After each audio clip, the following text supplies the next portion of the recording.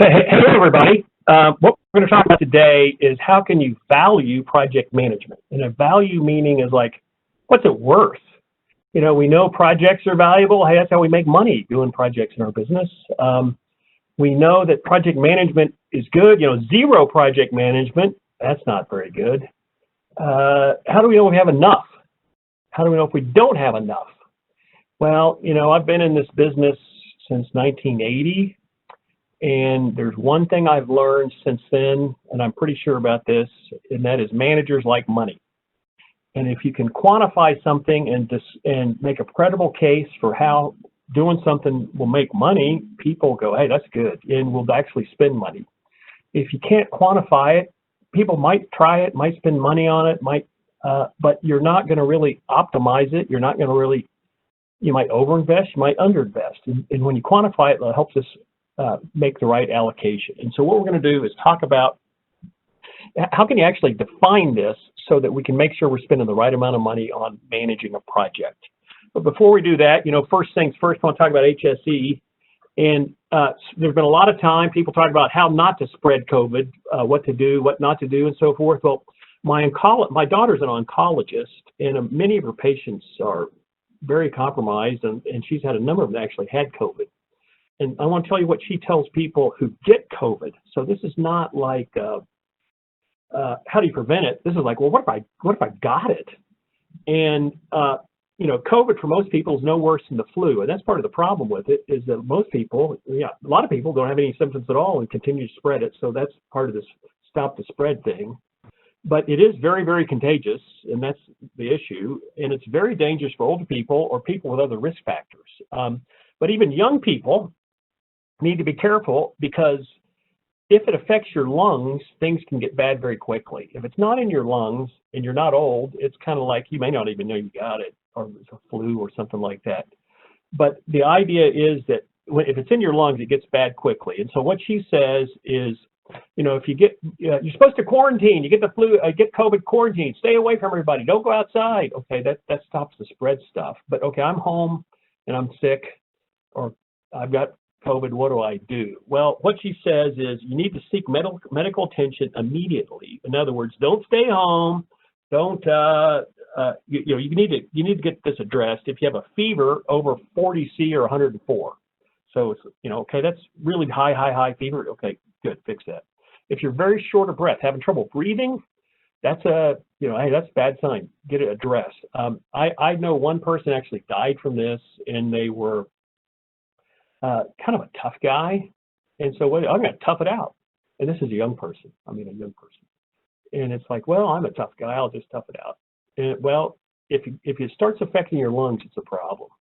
If you're confused, you know, kind of not feeling very good, or maybe your wife's confused or whatever, you know, confused, somebody's confused, that says it's kind of oxygen in the brain kind of deal.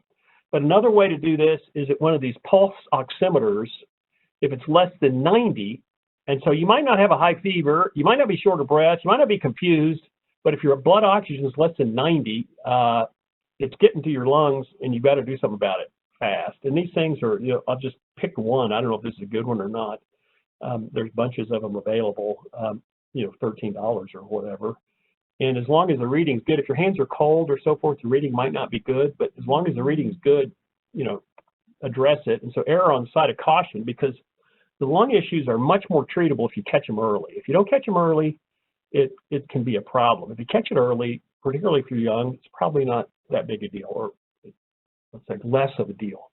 So anyway, that's what to do, kind of the idea behind that.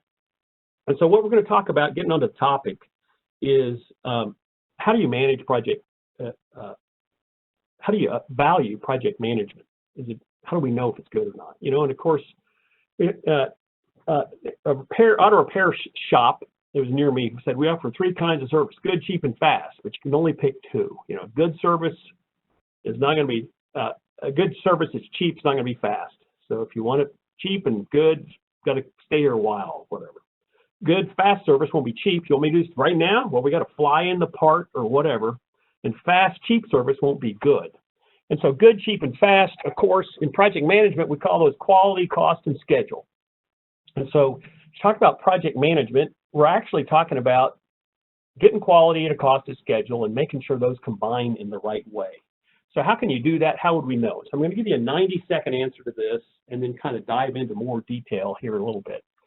But the 90-second answer is, how do you calculate the value of project management? Well, you need to bound the impact of project management efforts on the cost, quality, schedule trade-off. In other words, if we do more project management, manage a project properly, what's that going to do to schedule? What's it going to do to cost? What's it going to do to quality? And so how does it affect good, cheap, and fast? And we'll talk about how to do this, but that's step one. Step two is you need to estimate the cost of the project management effort. So we're going to manage the project. What's it going to cost to do that? So for example, I'll just make something up. We're going to start doing Agile. We're going to have a Scrum. The core team is going to meet, for no more than an hour a week, and we're going to have someone manage that activity and kind of move things that way. That's one way we're going to do it. Well, that's not free. What's it cost? Well, what's it going to cost? It's going to cost everyone meeting for an hour. How much is that going to cost? It's going to cost someone to keep track of that. How much is that going to cost? So, you have to estimate the cost of what that management effort is going to cost. And then you use incremental economics to bound the value. And I'm going to show you some real-life examples of this. Hey, Clay, you're making noise, or somebody's making noise with their paper or something. But the bottom line of this is, since project management costs are relatively small or relatively quite low on large capital projects, the return on investment on even modestly effective project management is huge. And so basically what happens is it's easy to underinvest in project management. And I'll show you how you can actually quantify this. Now, you can't invest too much. And if the activities are not effective, it's not going to work. So we're going to talk about what effective would be later, but talk about how you quantify this. Okay, so let's talk about actually valuing it. Well, let's see, how do we value the project itself? Well, let's see. We take net cash flow and plot it versus time. So in our projects, we have some sort of investment where we, do the deep water development and subsea production system, et cetera, and then we start producing it, and it lasts for a while, and then we have it starts to decline after a period of time. We design and build a gas plant, we operate it, and then and it has a useful life. We have a recompletion. So we go in and we spend some money, and it takes some time to do that, and we get something back for a period of time, and then it kind of goes away. If you can quantify this in net cash flow, you can actually calculate a net present value or IRR or whatever you want to do this. And so this is, the fundamental way that we need to understand, or how do we invest in anything? Unless you have... Hey, Ford? Yes. Sorry, are you progressing through your slides here? Yes, I am. Okay. Changing it back, forward or back. You see that? We're still seeing the intro slide. Uh-oh. Well, let me see. What do I need to do? Let me stop sharing and then start sharing again? Yeah, let's try that. So let me see. How do I stop sharing? Sorry about that. No problem. Access the controls here. I don't see the share. Share my desktop. Can you see my desktop now, Clay? Yep, there we go. Now we're seeing PowerPoint. Okay, sorry, let me get this out of the way. Is that better? I can see the intro slide. Now try to go through them. Here, how about that? There we go. Yep. Oh, look, here we're going to have a review. The review. There's this pulse oximeter, high temperature, short of breath, confused, or try one of these things, because this is a leading indicator of something that's going bad in your lungs. Good kinds of service, good, cheap, and fast. Well, cost, quality, schedule. Okay, good. Got that story going. How do you estimate the return? Well, you bound the effect, estimate the cost of the project management efforts. We'll talk about this, and then use this to quantify this, and we'll show you how it's easy to invest in effective project management. So now, this is where you caught me, Clay, going off the trail here. And so this is, how we value any project. And unless you can do this, you're not really doing valuation, you're kind of doing guessing. You have to say, what's the cash flow versus time? And of course, our projects, it's not, has a statistical probability. It's what it's going to cost. Might cost more, might cost less, might have more wells, might have less wells, etc. But this is the idea about understanding value. And so if you want to talk about what project management does, you have to talk about what does project management do to this? This being the way that we look at schedule, cost, and quality. The cost is like, what's it going to investment? Schedule is how long does it take to get this done? Quality is, what's the return we're going to get out of this, and what's the productive life? So if we looked at we're going to take this project that was blue, and we're going to do better project management on it. We're going to do a better job. Project management is going to be better. Okay. What would that mean? Well, that would mean we would need to have less investment. That would mean that we'd do it faster, more schedule, better control of schedule. It'd be better, higher quality, which relates to higher return or increased life. And whether this is a recompletion, a gas plant, a pipeline, a refinery, a chemical plant, offshore development, same idea. Proper project management is affecting, good, cheap, and fast, one of those things. And so let's see, how do we quantify this? And so what I'm going to do is I'm going to show you some examples of this, and I'm going to switch to a live spreadsheet here in a second. So Clay, stop me if I'm not showing my screen, because I'm going to go to a spreadsheet here. But basically, what I'm going to show you is a way to begin to do this, and we'll have a spreadsheet, this thing available for download at some point. That Clay will send you an email out for how you can do this, but you can make your own very quickly. But this is the big idea about how to do this. So I'm going to switch to this thing. Is this actually switching, Clay? Yep, we can see the Excel now. Okay, very good. Okay, so the purpose of this spreadsheet is to begin to scope. I'm talking about scoping. I'm not talking about forecasting or estimating. Just kind of showing how you can change the good, cheap, and fast on a project and correlate that with project management effort to begin to value the project management effort itself.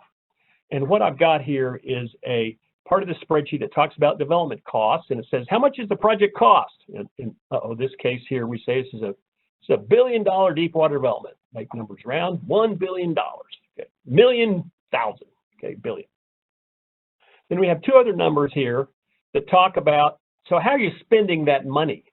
And this number is kind of a development time constant, an exponential thing that says how the money's spent. And this talks about when is the peak development.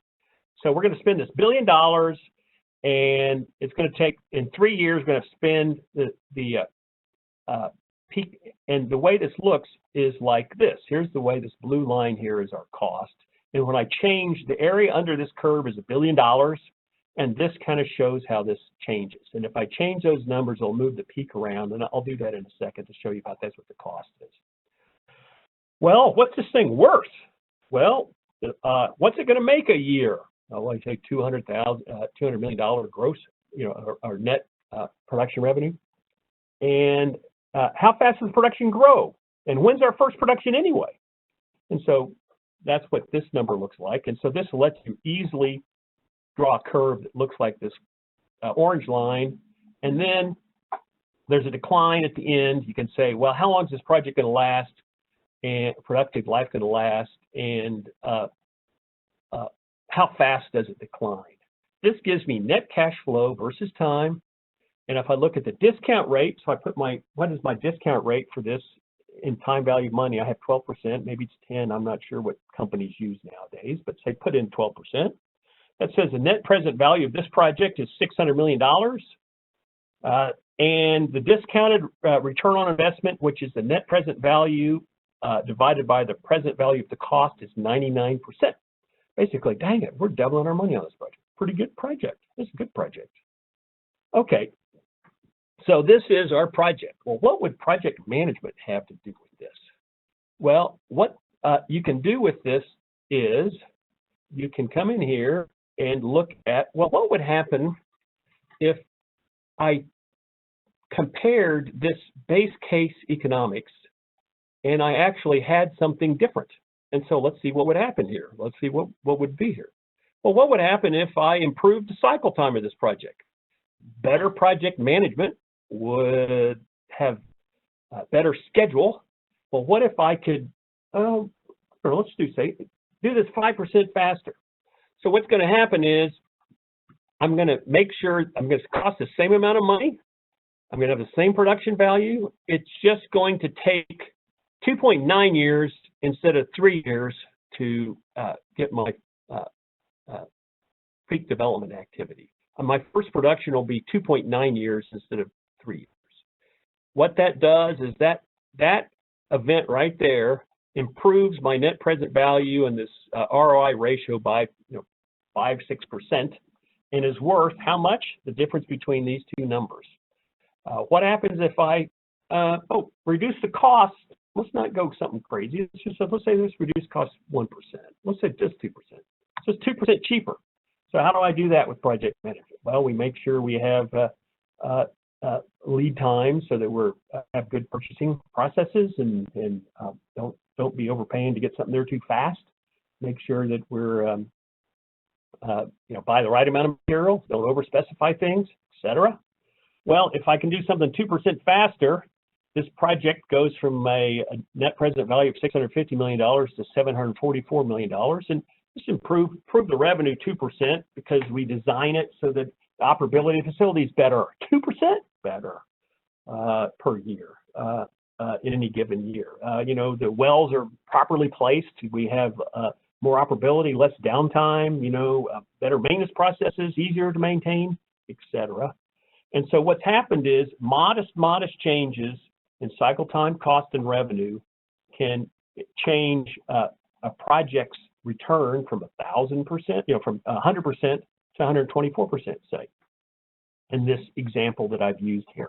And the purpose of this spreadsheet is to kind of easily scope these numbers. And so here's an example of a deep water asset.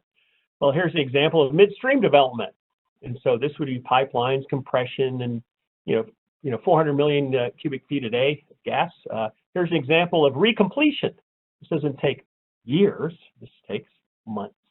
We're going to go in and recomplete a well and change it. And it's not going to cost it's going to cost $1 million, not $1 billion. And what's the incremental revenue and what's the return on that? And you can then use this to say, well, what if I could do it 25% faster and 10% cheaper and made it 5% better? Well, in this case, this project, the net present value goes from $12 million to $13 million. Is making good money doing something like this. And so this is a way to play with different types of this to see how these things work out. And so I could go into the details of any particular one of these, and we could talk about what is the impact of cycle time, cost, or revenue in a particular project. And what I'm going to do is flip back here to PowerPoint, Clay. Is this working out now, Clay? Yep, all good. Okay, good, thanks. And this is some spider plot sensitivities for different examples, and they show what happens to the change in project discounted return on investment versus changes in cycle time, how well we manage schedule, the project capital cost, how well we manage costs, project revenue, what do we do for quality, and asset life, which is the quality of the project. And so what this shows is what happens if these are 20% better in this deep water project, a midstream project, $1 million recompletion project. What happens if they're 20% worse? Oh, worse. So this isn't talking about better projects. This is talking about if something goes wrong. Well, let's go back here and look at this deep water project and say, let's see what happens with this. We have our project and we think it's going to be a great project. Look at that. That's a good project, man. Let's do this. This is great. Let's do this project. Okay. What happens if, dang it, it doesn't take, everything kind of goes, it's 25% slower. 25% slower. So what that means is, dang it, And by the way, because we're going to drill slower, it costs 10% more and 10% worse. Oh, sorry.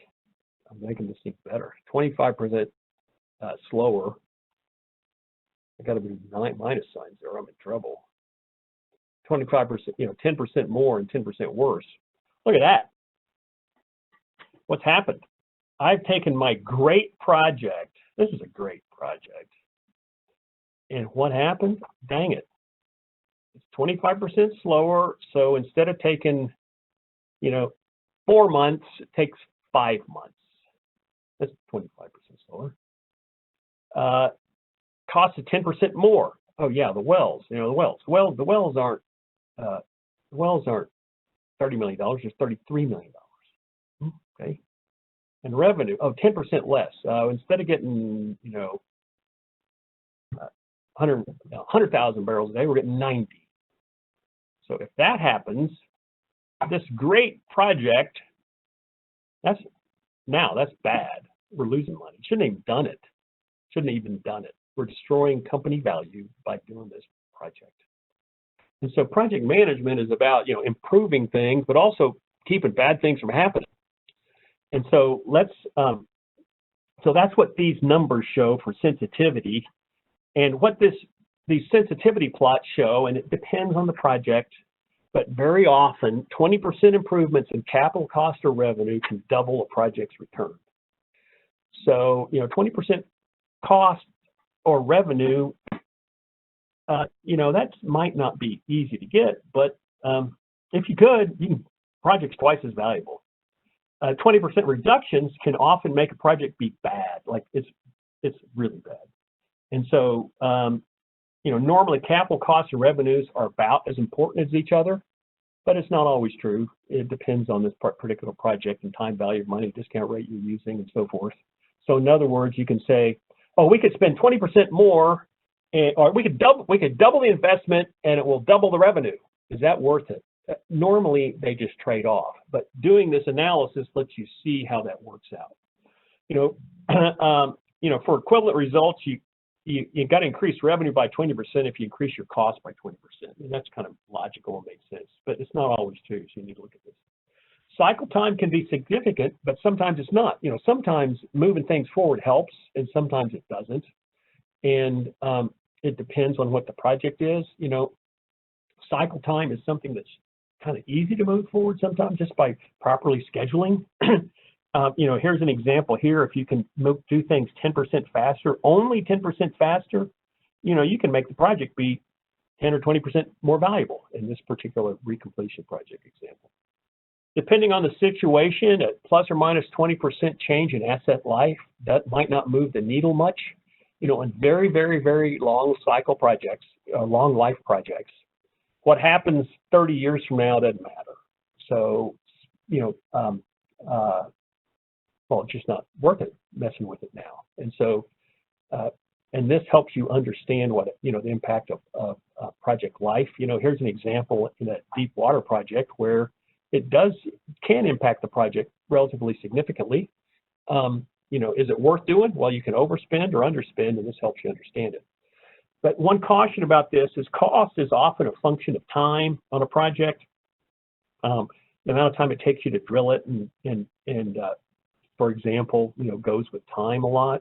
This only talks about cycle time as if cost and time are not related. This is just organizing things in time, And so this can underestimate pretty seriously the value of cycle time. But sometimes in drilling projects are going to have significant costs that are a function of time, pipe lay barges or things like that. We need to make sure that you're keeping costs and time involved in this thing. And so that's what we do with how this works. And so now what happens is, what's the difference in value of these projects? And the difference in value of these projects is this incremental cash flow. You say, what's the difference in value between the blue project and the red project? Well, subtract the blue project from the red project. The red project, subtract the blue project from the red project, and what you're going to see is the incremental cash flow is that black line, or the black triangles there. And so what happens is, incrementally, there's a very small investment to get a lot of return. And so, so what I'm going to do is I'm going to show you in this live spreadsheet how you can begin to value project management itself. And so let's see. So we're going to look at, we looked at changing cycle time, cost, and revenue and life, and how that changed the value of the project by, the orange line and the blue line. What we're going to talk about now is, well, if we could do something better, cheaper, faster, without any money or without changing what we do, we would do that. How can we value project management activities? And I'm going to show you an example of how you can do that. Okay, so let's see. Clay, am I switched to the spreadsheet now? Yes, sir. Okay, so let's look at this. So here we go. Let's go back to zero. Go back to zero. What we've got here is a project or $1 billion deep water development. And of course, this can be any project with any time investment, so we get money back and it has a life. And so let's do a little example of trying to value, let's value project management activity. And this is a bit simplistic, but this kind of describes what the idea is and how it works, or how it might work. And so this is, for example, let's say we're going to have what we're going to do is we're going to try and make our projects be more agile. And so we're going to do it by make it be more agile by we're going to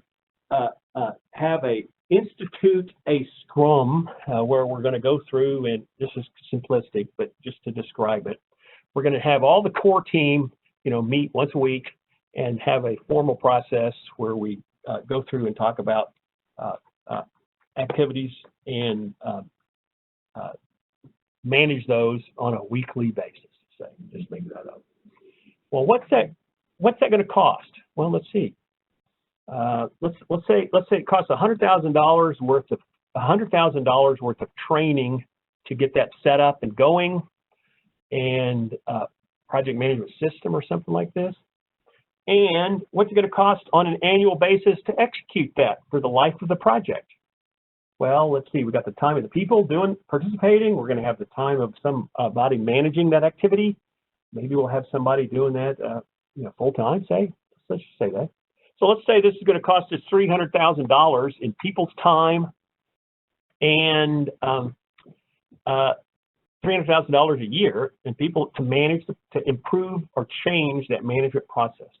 What would we have to get in better cycle time, cost, or revenue to make that happen? Well, let's see. What happens if we just did things 2% faster?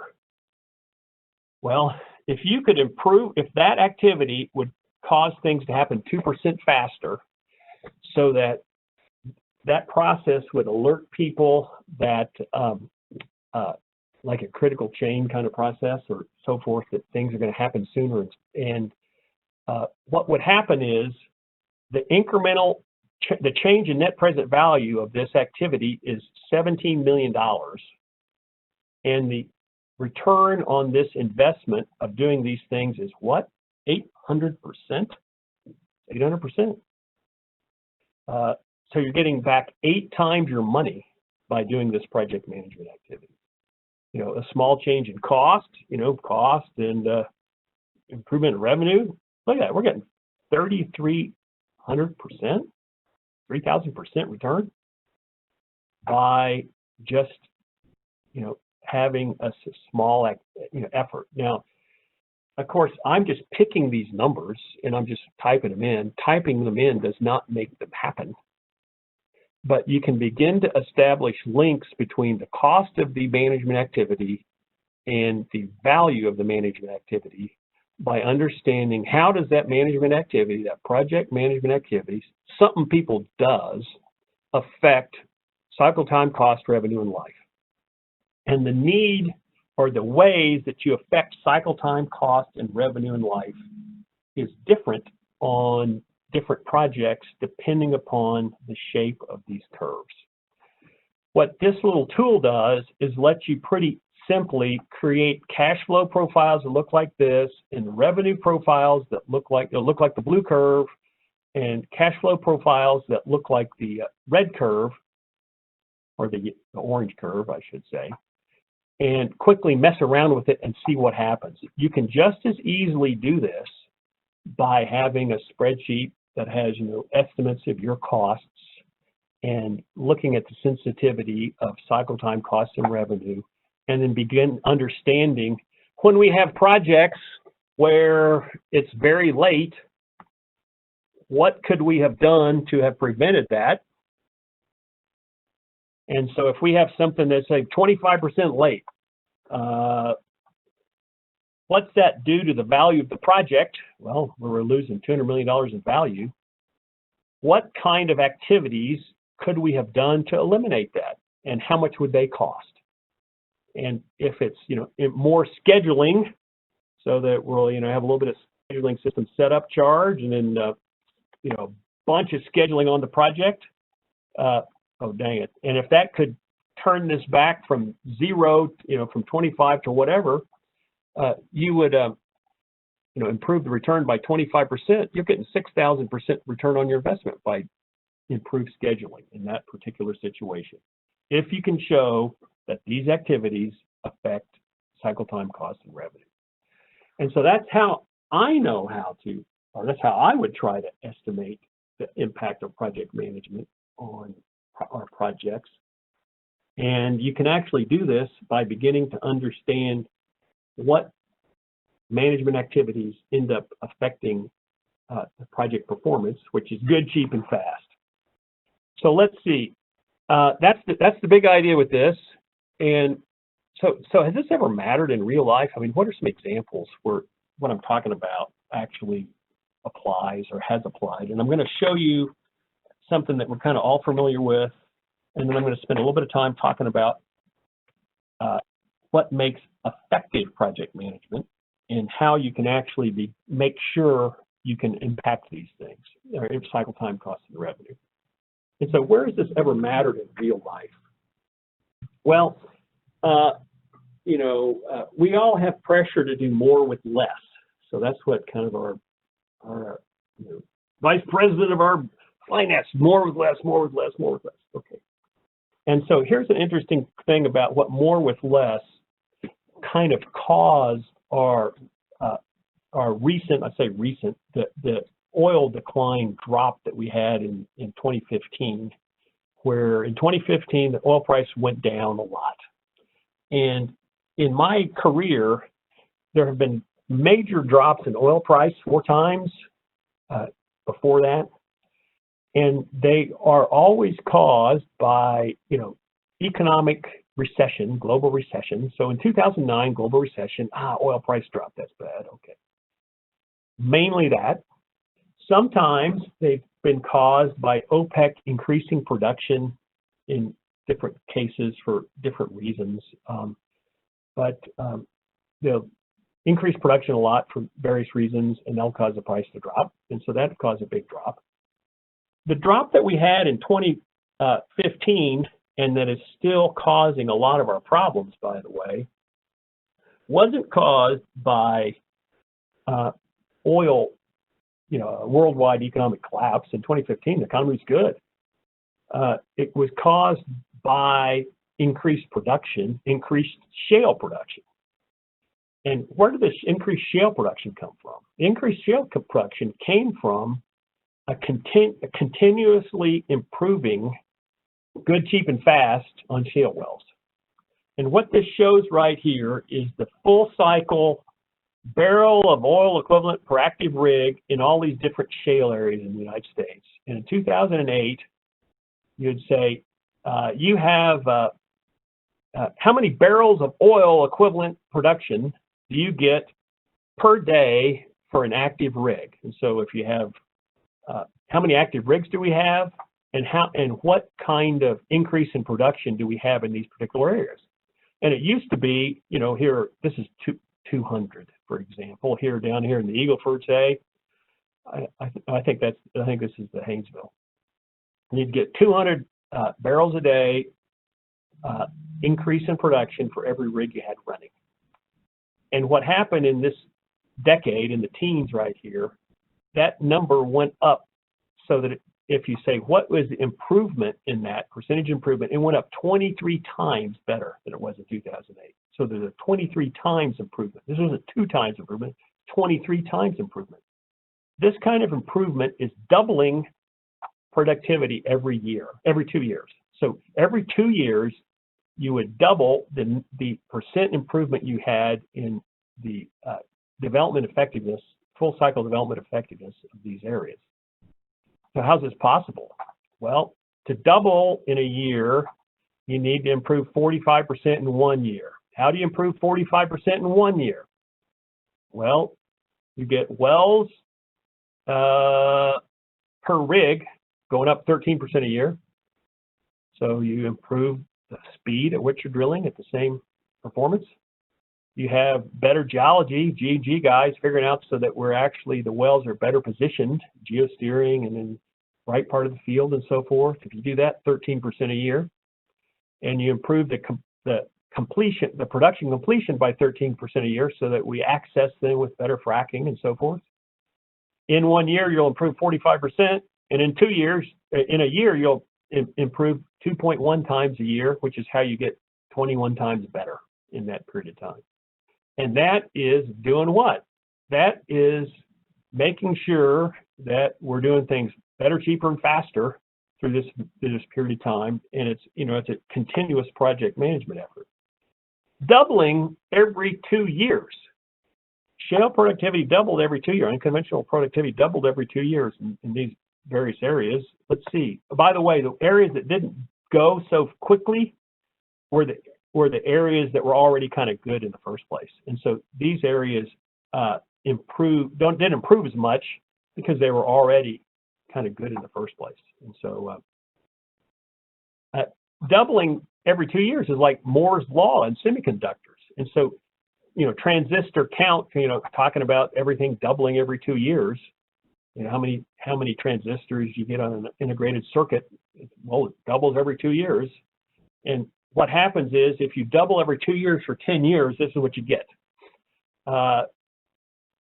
You know, 95, let's see, 2000, or this is kind of like, oh yeah, this is what games look like. 10 years later, that's what games look like. That's what happens in quality when you double every 2 years.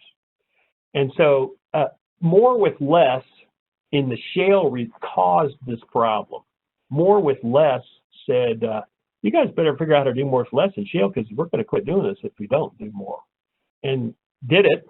And so more with less caused this drop in oil price in 2015 and still causes our problem today because we got production overhang from shale, you know, and so OPEC's having problems kind of maintaining price because why was just shale production? Well, so more with less caused this problem. You know, what's the solution? Well, interestingly, more with less is the solution to the problem. That's kind of funny because, you know, what am I going to do about it? Well, the only thing, you know, an individual person or operator can do about it is figure out how to be even more competitive. And so doing more with less is how you do that. And so how do you do more with less? Okay, well, let's see.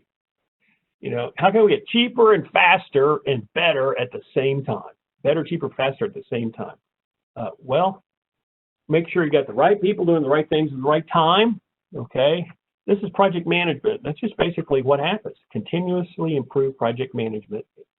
And it's not just the project management process. And I want to show you what I mean by that. To get more with done less, you got to have the organization and the individual be able to do it and want to do it at the same time. If the individual wants to do it and is able to do it, but the organization is not organized to do it, well, it won't happen. Similarly, if the organization wants to do it and the individual doesn't want to, it won't happen. So let me show you what this means for having effective project management. You need to have a work process or a project management process, and a project management process that's detailed and reality focused will help an organization be able to get the work done properly. So just imagine this. The perfect plan, the perfect schedule, the perfect everything. If we had all of that, the organization would be able to do it properly. Okay, is that enough? No, it's not enough. And the reason it's not enough is that if people don't want to do it, it's not going to happen. So this is the knowledge, the process, getting organized to do it. So it's cheaper, I guess, process, description of what we're going to do. But you have to have people that want to do it. And if they don't want to do it, it's not going to happen. You got to do it. Now, motivation is, about getting people's commitment. And one way you get commitment is money. One way to get commitment. But there are other ways to get commitment that are maybe cheaper and maybe actually even more effective. But people got to want to do it. So that's one thing about it. So I got a great work process, and I got good motivation, and that'll get things done. Actually, no. People have to be able to do it. They have to have the skills to execute the process. I have another daughter, by the way, who's a social worker, and I could say, here, honey, I'll give you a lot of money. Come out here, and I want you to run this, get these wells drilled for us, would you please? And by the way, here's a great book, project planning process, work, change control, etc. Will I make it happen? No. She doesn't have the competency to do it. And so you have to have the work process, competency, and then there's one other thing that causes this to happen. And this is required to happen. It's the organization want to, which is culture, which is shared beliefs and values. The idea behind this is what causes people, motivation is what causes selfish people to do things. Culture is what causes people to do things when it isn't in their immediate best interest. So culture is things about integrity. Culture is things about buying into the goals of the organization. It's going to be harder for me, but I'll do it anyway because it's better for the organization and the team. And so effective project management is not just around the work process, which is important. It's also making sure people can execute it. You have people with the right motivation and organizational culture for getting things done. And all of these are kind of in more detail, in actually getting them accomplished is easier to say, like I've just said here, than it is to do. A little bit like telling someone how to ride a bicycle. How do you ride a bicycle? I got an idea. Well, this is easy. It's easy to explain. You sit on it, you pedal, and you steer. There, done. Well, that's easy to explain, but it's hard to do. These things are similar to that. And what happens is you can have an organizational effectiveness bottleneck in one of these areas, and work process is one of them. And if this doesn't exist, well, the organization is not able to do it. You can have a problem. But anyway, that's the idea about this, making sure we effectively invest in project management. And it is not just around making sure the process is the other activities as well. And so this example that I showed is, project management costs are relatively low on large capital projects. So the return on investment in effective projects is huge. And so it's easy to underinvest in effective project management because these levers are so high in terms of stopping reductions and making things go slow, expensive, and bad. Stopping that, project management stops that, or make it go good, cheap, and fast is better. And so this is a way to go about doing that, and by getting understanding of how costs of improvement efforts yield results, you would be able to properly invest in these things. And so let's see, Louis Pasteur, the French scientist, said, in human endeavor, chance favors the prepared mind. Okay, Sam Goldman, the movie mogul, the guy that started Metro-Goldwyn-Mayer, I guess, all the movies back in the 30s, kind of a big movie guy, like Steven Spielberg back in the day, I guess, said, the harder I work, the luckier I get, which is basically the same thing as Louis Pasteur. And then I got a little saying that I use, which is project management is a luck machine. Basically, you want to be lucky, this will help you be lucky more often. Anyway, that's my little spiel here on how to do this, and we'll send an email out on how to download this thing from a box folder somewhere, this little spreadsheet. It's easy. It's not perfect for your project, because your project, use your numbers for your project. But in terms of scoping things, it works pretty well. So, Clay, any questions, comments, insults? No insults yet. Pushback. We have pushback. Sure. We do have a few questions here. If others have questions, go ahead and put those into the chat, and I will get to those next after we cover the first few. All right, so the first question asks, how do you attribute improvements in cost, revenue, etc., to project management as opposed to operational efficiency and other technical aspects of a project? Okay, that's a good question, and they are both related, but let me show you an example of that and kind of happens in projects. These are examples of learning curves in drilling operations. And so here's an example. Let me answer this question. Here's an example of the first well took 75 days and the last well took 25 days in this particular kind of an operation. Everything existed on the planet Earth for this first well to have been drilled in 60 days, in 25 days, but it wasn't. Why wasn't it?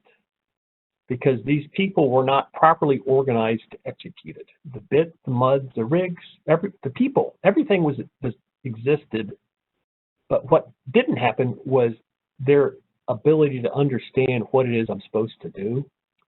And so I guess the way I'm thinking about it, and the way when I'm talking about what is project management, if you talk about project management being defining the schedule and executing to the schedule, then I would have to say most of the improvement that happens is this stuff that the questioner is talking about.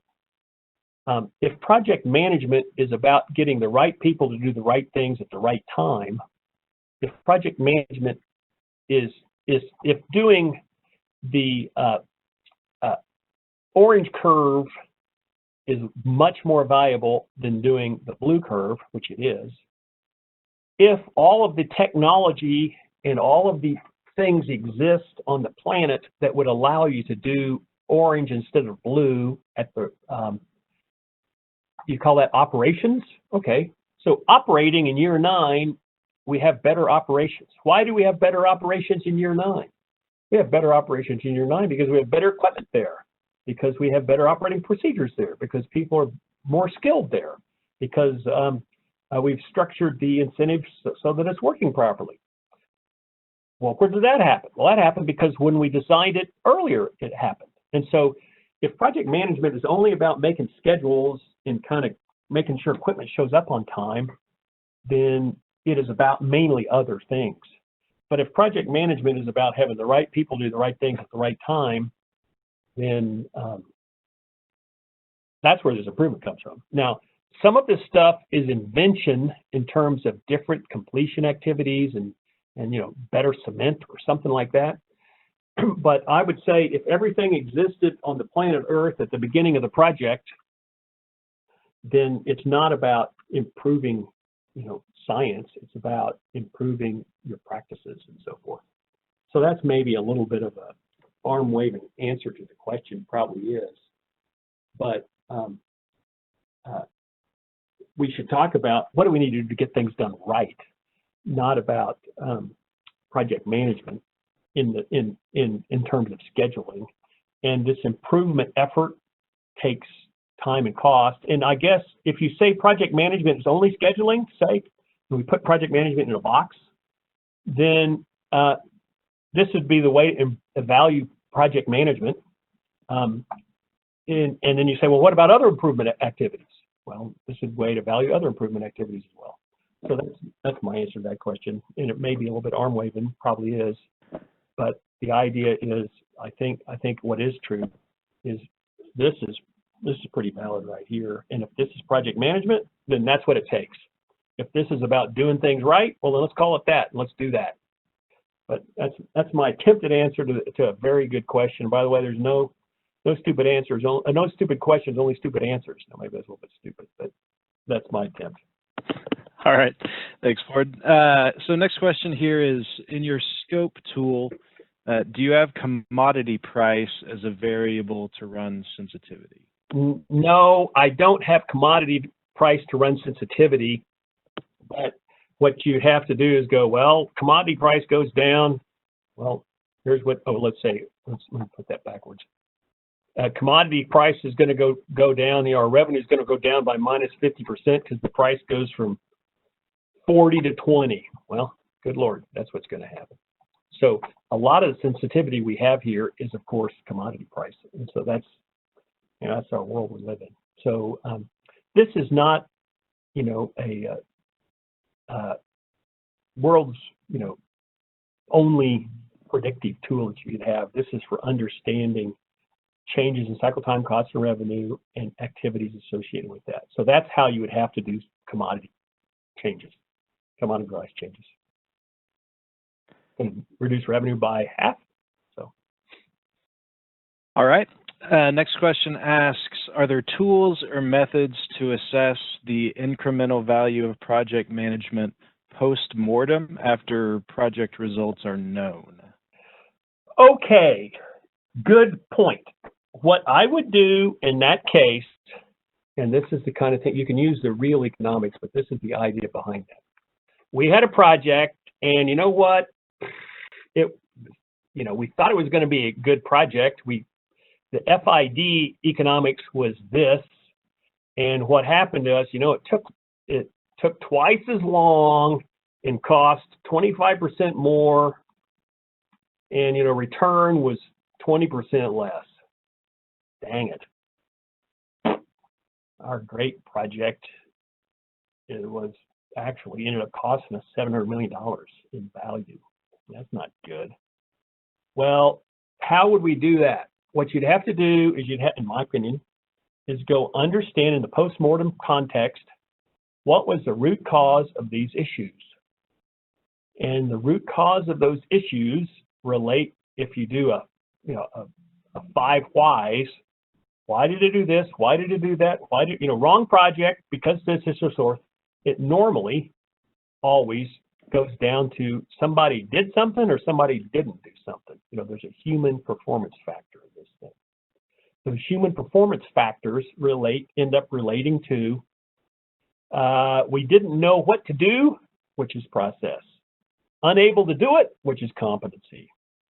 For some reason, chose not to do it, either motivation, which was like, why would a selfish person do it?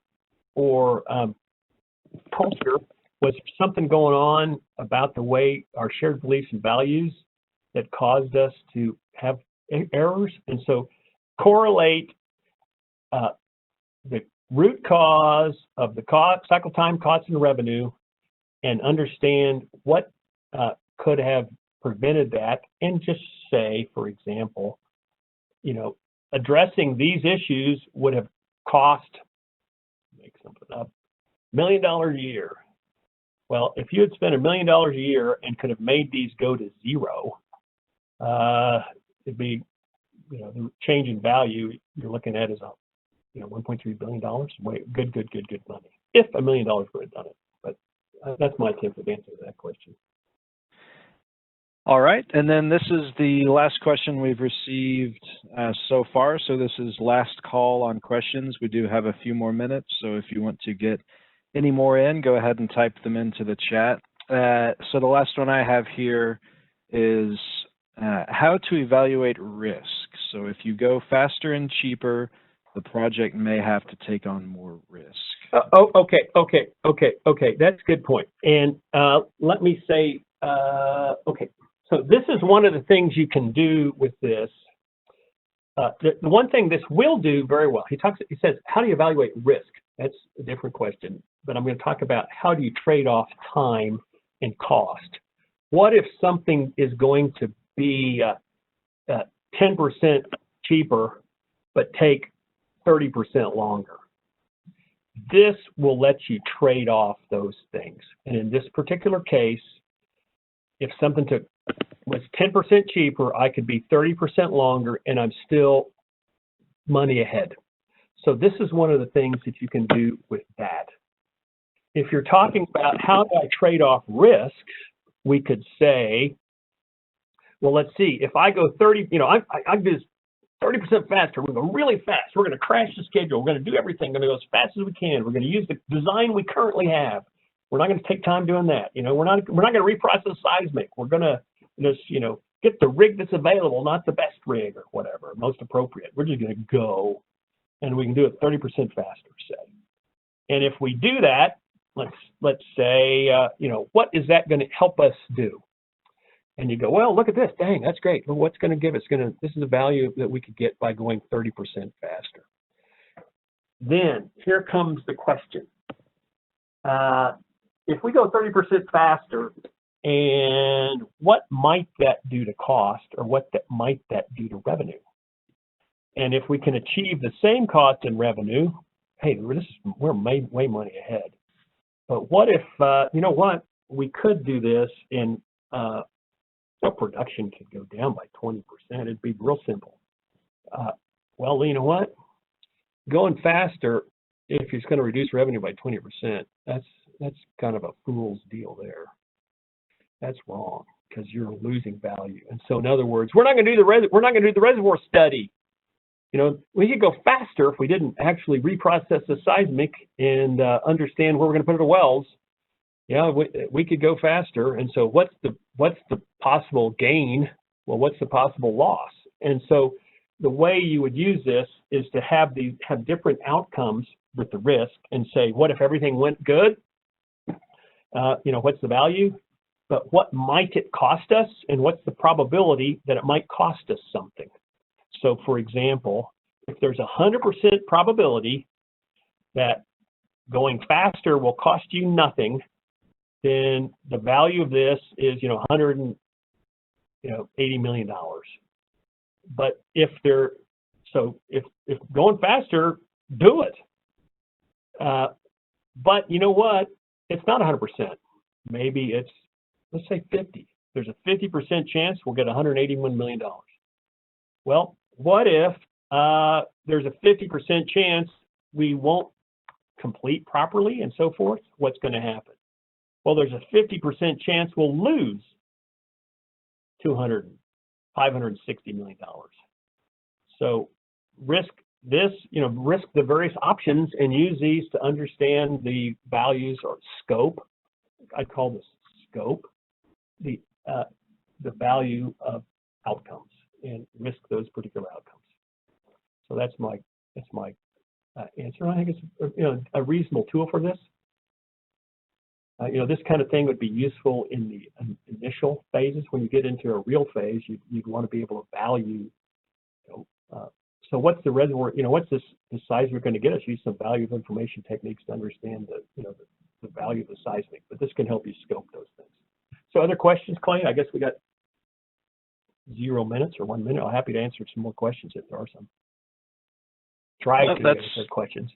That's good timing. That was our last question. So thank you all for the good questions and good input. And Ford, thank you for the presentation. Yeah, hey, thanks to everybody. And by the way, fbrett@petroskills.com. If you have any questions, I'll happy to try to answer them, because I like hearing good questions, because it makes me think.